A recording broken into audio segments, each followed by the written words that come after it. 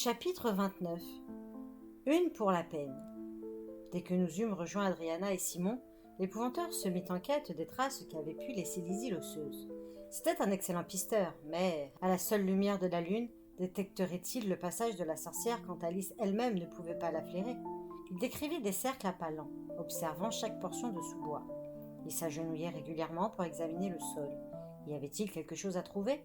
Lizzie se cachait peut-être encore dans les tunnels. Au bout d'une heure, mon maître nous fit signe d'approcher. Il y avait 3 empreintes de pieds dans la boue, toutes fraîches, des empreintes de souliers pointus.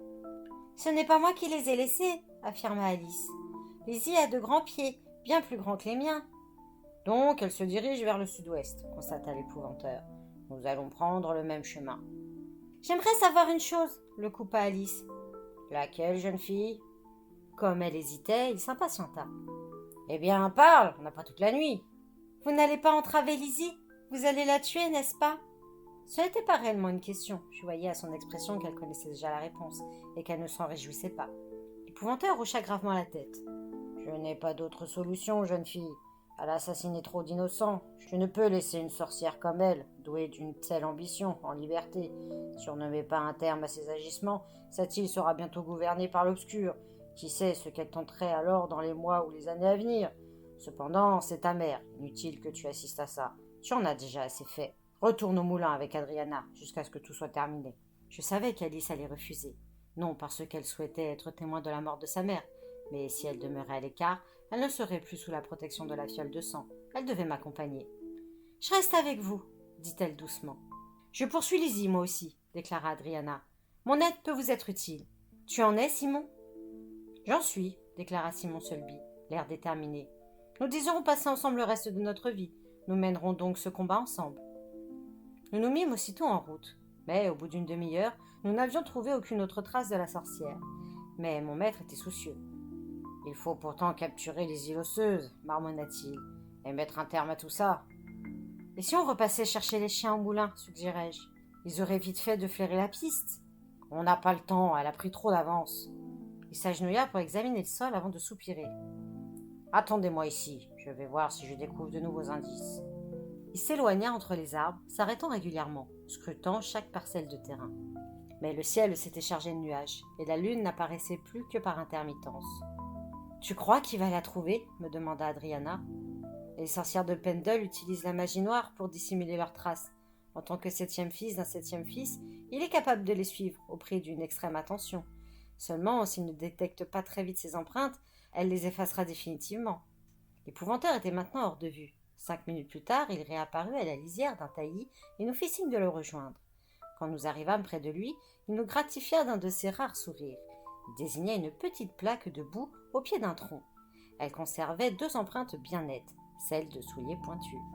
« Au moins, ça nous confirme sa direction, » dit-il. « Le sud-ouest, toujours. Elle espère s'échapper par la mer, en obligeant quelques malheureux pêcheurs à la transporter vers l'Irlande. » Notre traque s'accéléra. 2 fois, l'épouvanteur découvrit encore des traces. Puis nous perdîmes la piste.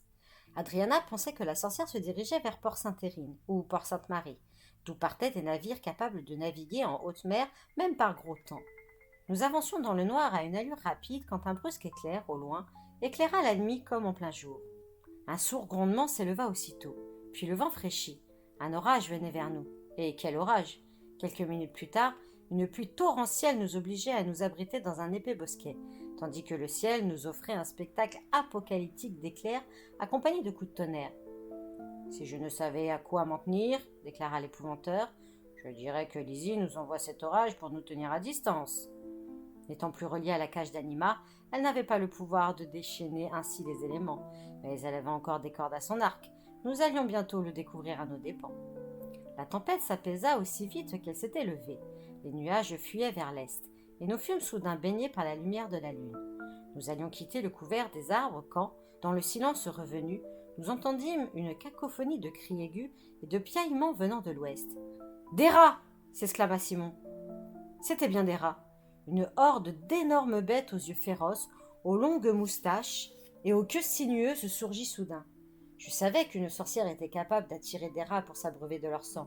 Je n'avais jamais entendu dire qu'elle pouvait les lancer contre ses ennemis. Nous dûmes défendre notre peau à grands coups de bâton. repoussant les rongeurs qui grimpaient le long de nos jambes, griffant et mordant dans l'espoir d'atteindre nos gorges. Alice hurla. Couverte de rats, elle se protégeait le visage de ses bras. Attrapant un gros mâle par la queue, je le jetai sur le sol et l'écrasai à coups de bâton. Vague après vague, les rongeurs poursuivaient leur assaut. Puis, d'un coup, ils s'enfuirent, laissant le champ de bataille couvert de cadavres.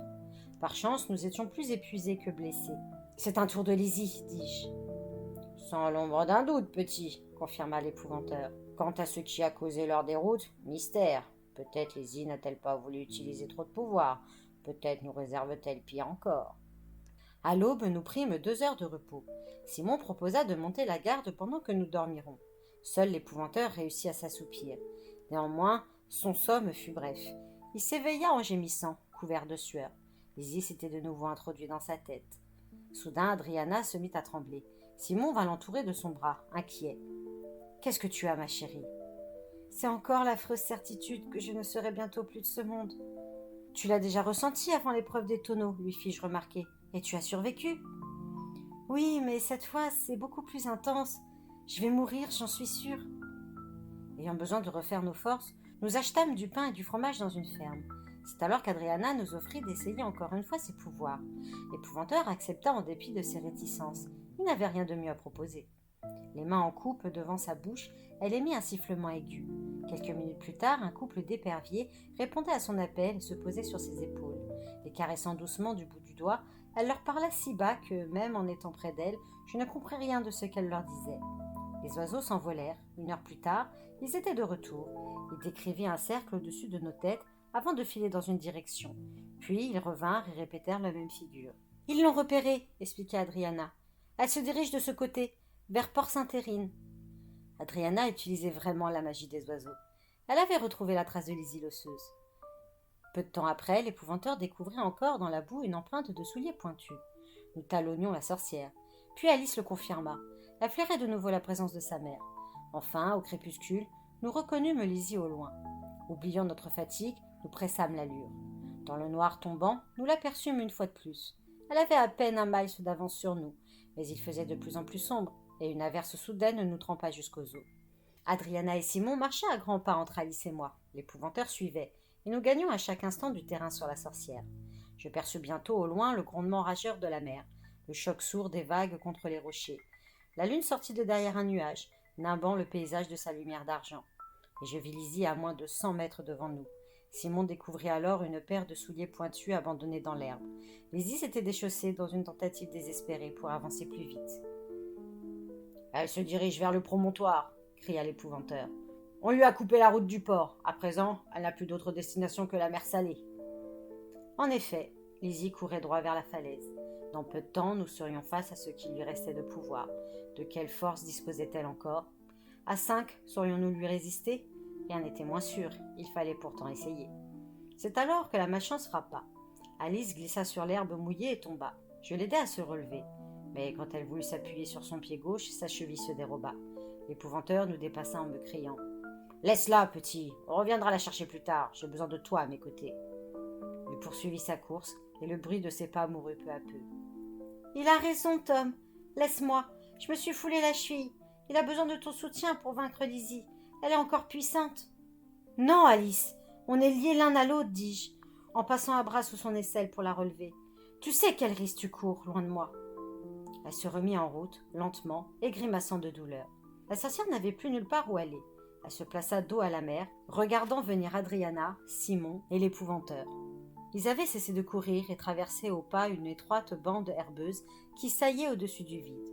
Les vagues se fracassaient sur les rochers en contrebas avant de se retirer pour revenir à l'assaut. D'abord, rien ne se passa. Puis, tel un poing me frappant l'estomac, je ressentis de nouveau le pouvoir de Lizzie. Le choc me coupa le souffle et mon cœur s'affola. Ce n'était ni une horrification, ni un sortilège d'immobilisation qui lui permettait de nous ôter la vie d'un coup de couteau. C'était un sort de compulsion. J'éprouvais le besoin incontrôlable de me ruer en avant et de me jeter du haut de la falaise.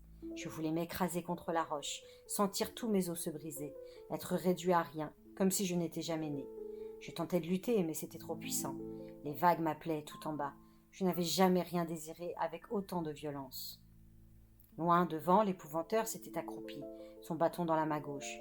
De la droite, il se cramponnait à une touffe d'herbe, comme pour s'ancrer au sommet de la falaise.